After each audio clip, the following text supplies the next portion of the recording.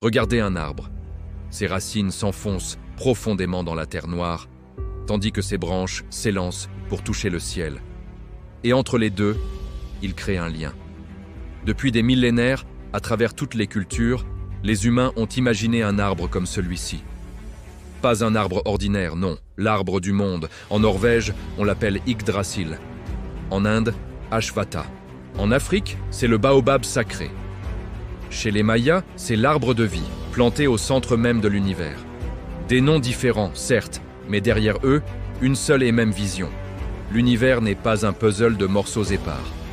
Il est un seul être vivant, un organisme immense, et l'arbre en est le cœur battant. En Scandinavie, les anciens voyaient Yggdrasil comme un frêne immense. Ses racines plongeaient dans 3 mondes distincts. L'une touchait Asgard, le royaume des dieux. Une autre s'ancrait à Midgard, notre monde, celui des humains. Et la troisième menait à Hel, le royaume des morts. Un cerf broute ses feuilles, un dragon ronge ses racines. Et pourtant, malgré ces tensions, l'arbre tient bon, car il nous enseigne que la vie prospère justement entre les opposés. Maintenant, voyageons en Inde, où les sages méditent sous Ashvatta, le figuier sacré.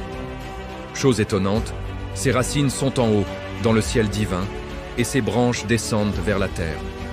Le Bhagavad Gita le décrit comme l'arbre éternel de la connaissance. Celui qui comprend le murmure de ses feuilles comprend l'âme du monde. Ici, l'arbre n'est pas un simple lieu. C'est un état de conscience à atteindre. En Afrique de l'Ouest, le baobab transcende sa nature végétale. C'est un ancêtre, un gardien silencieux. On y dépose des offrandes, on y murmure des prières. Ses fruits nourrissent, son écorce soigne, et ses racines abritent les esprits des défunts. Le baobab ne sépare pas la vie et la mort. Il les tisse ensemble, en une seule et même étoffe. Au cœur du Mexique, les Mayas imaginaient un ceiba géant, un fromager, au centre du monde. Ses racines plongeaient dans Xibalba, le monde souterrain. Son tronc formait la terre que nous habitons, et ses branches s'élevaient vers les 13 niveaux du ciel. Chaque niveau était un royaume peuplé de serpents, de jaguars, de dieux et d'étoiles. Et tout au sommet, le Quetzal, l'oiseau sacré, chantait la naissance du soleil. Pour les Mayas, marcher sur terre, c'était en réalité se déplacer sur les branches de cet arbre cosmique. Mais pourquoi un arbre ? Pourquoi, partout dans le monde, est-ce cette image qui revient ? Pas une montagne, ni une rivière. Un arbre. Peut-être parce que l'arbre respire. Il boit la pluie, il se nourrit de lumière. Il semble mourir en hiver pour renaître triomphalement au printemps. Il incarne la mort et la vie en même temps. Ses racines nous rappellent « tu viens de quelque part ». Ses branches nous murmurent « tu vas vers quelque chose ».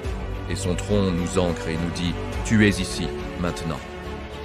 L'arbre du monde n'est pas une simple croyance, c'est une perception. La perception que rien n'est isolé, que tes pensées peuvent toucher les étoiles, que tes ancêtres vivent encore sous tes pieds, dans la terre. Que chaque acte, même le plus infime, résonne à travers les racines du monde. Dans notre époque de séparation, de frontières et de peur, ce mythe ancien nous chuchote une vérité essentielle. Tu n'es pas seul, tu es connecté. Et si cet arbre vivait en toi, si, en ce moment même, il était une partie de ton être. Tes racines, ce sont tes origines, tes blessures, tes ancêtres. Tout ce que tu portes, parfois sans même le voir. Ton tronc, c'est ta présence, ta force, ta résistance. Ce qui te tient debout face aux tempêtes.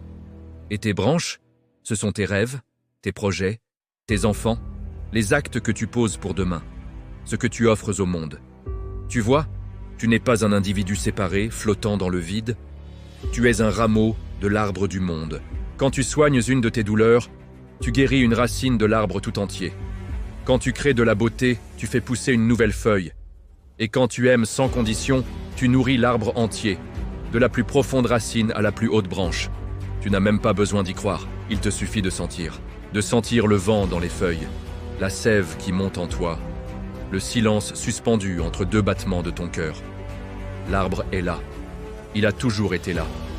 Aujourd'hui, le monde peut sembler brisé, fragmenté, mais peut-être n'est-il que débranché. Alors, l'invitation est simple, reconnecte-toi, marche pieds nus sur la terre, lève les yeux vers les branches qui dansent avec le vent. Respire comme un arbre. Prends la lumière et rends l'oxygène. Si cette vidéo t'a touché, si ces mots ont résonné en toi, alors montre-le avec un like et abonne-toi pour ne pas manquer les prochaines explorations. Et dis-moi en commentaire, quelle est ta racine et quelle est ta branche? Je lis absolument tous vos messages, parce que les mythes ne sont pas des histoires du passé. Ce sont des cartes pour le présent, et celle-ci te dit « Tu fais partie du tout, tu es relié, tu es l'arbre, et tu es la feuille. » Merci d'avoir regardé.